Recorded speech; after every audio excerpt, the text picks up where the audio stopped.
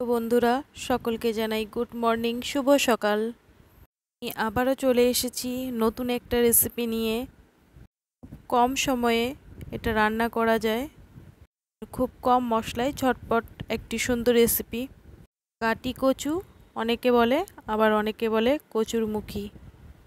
আমি এই রেসিপিটি রান্না করে তোমাদের দেখাবো কিভাবে সহজ পদ্ধতিতে খুব তাড়াতাড়ি এটা রান্না করা যায়। তো আমরা মূল রান্নায় চলে যাই। প্রথমে কচুটাকে এইভাবে ভালো করে ছাড়িয়ে নিতে হবে। তারপরে একটা কন্টেনারে আমরা জল নিয়ে নেব আর কচুগুলোকে ভালো করে ধুয়ে নেব। কচুগুলোকে সুন্দর করে ভালো করে ধুতে হবে। এইভাবে হাত দিয়ে ডলে ডলে তোমরা ধুয়ে নেবে। কচু খেতে কাদের ভালো লাগে আমাকে অবশ্যই জানাবে তোমরা। আমার তো খেতে ভীষণ ভালো লাগে। তারপর আমি প্রেসার কুকারে জল মেপে নিলাম। আমি কচুটাকে প্রেসার কুকারের মধ্যে সিদ্ধ করব, এতে খুব তাড়াতাড়ি রান্নাটা হয়ে যায়। ছুলে রাখা কচুগুলোকে প্রেসার কুকারের মধ্যে দিয়ে দিলাম। সামান্যটুকু নুন অ্যাড করলাম। তারপর ওভেনে আমি প্রেসার কুকারটা বসিয়ে দিলাম। আমরা কচুটাকে ভালো করে সেদ্ধ করে নেব। 3টে সিটি আমরা অপেক্ষা করব। আমি মশলা গুছিয়ে নিয়েছি, পেঁয়াজ কুচি, শুকনো লঙ্কা, গোটা জিরে, কালো জিরে। কচু ভালো করে সেদ্ধ করা হয়ে গেছে। আর দেখো বন্ধুরা, খুব ভালো করে সেদ্ধ করতে হবে, নইলে কিন্তু গলা চুলকোবে।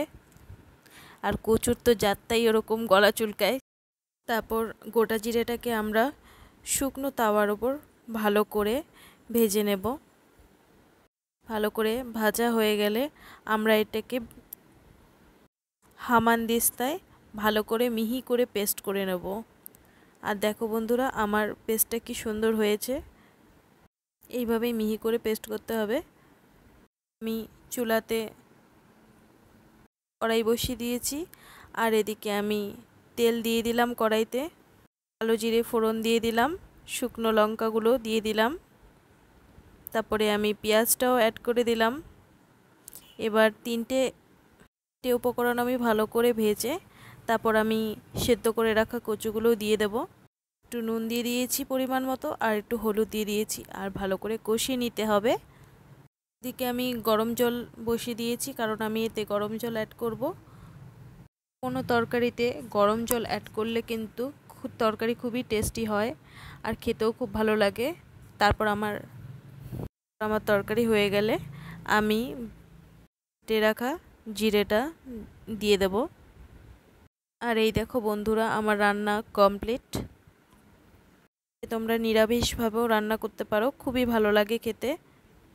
পুজো পাঠের দিনেও তোমরা রান্না করতে পারো। বন্ধুরা, আমার ভিডিও যদি ভালো লেগে থাকে লাইক সাবস্ক্রাইব অবশ্যই করো। আমি চেষ্টা করব আরও ভালো ভিডিও নিয়ে আসা তোমাদের জন্য। Thank you.